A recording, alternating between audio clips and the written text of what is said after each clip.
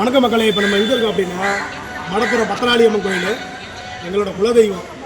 எனக்கு பிறந்து தலைமுட்டை இங்கே தான் எடுத்தோம். எங்கள் ஊர்லேருந்து கிடாவை கையிலேயே பிடிச்சிட்டே வந்தார் சந்திர சித்தப்பா. இங்கே வந்து எங்கள் தலைமுட்டை எடுத்தாங்க. கோயில் எங்களுக்கு இதுதான் குலதெய்வம், மடப்புறம் பத்திராளி அம்மன் கோயில். பார்த்துக்குங்க.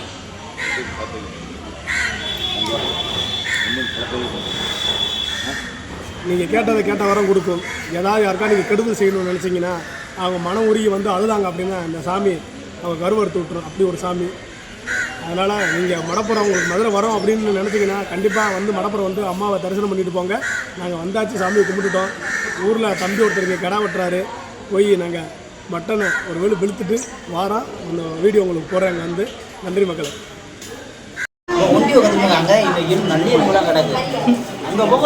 நீங்கள் தான் நல்லா பழிச்சுன்னு இருக்கீங்க மாப்பிள்ளை ஊரா.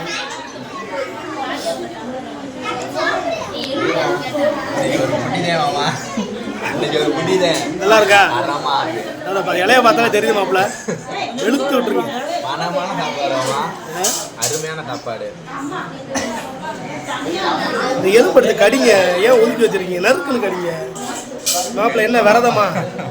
புரட்டாசி விரதமா? இலையில வேறு சோறு தான் இருக்குது மாப்பிள்ள. காசி தான் நல்லா மொட்டைக்கு எதுக்கும் பழிச்சுன்னு இருக்கியா?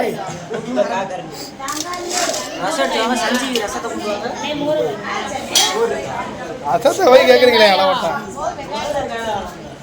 தம்பி ராஜ்குமார எப்படி இருக்கு கறி? நல்லா இருக்கா?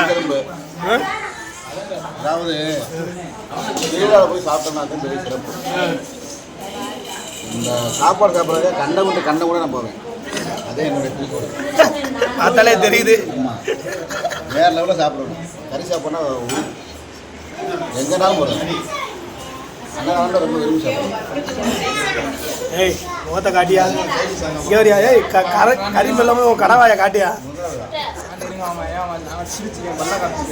சிரிக்கணுன்றதா காட்டுங்க.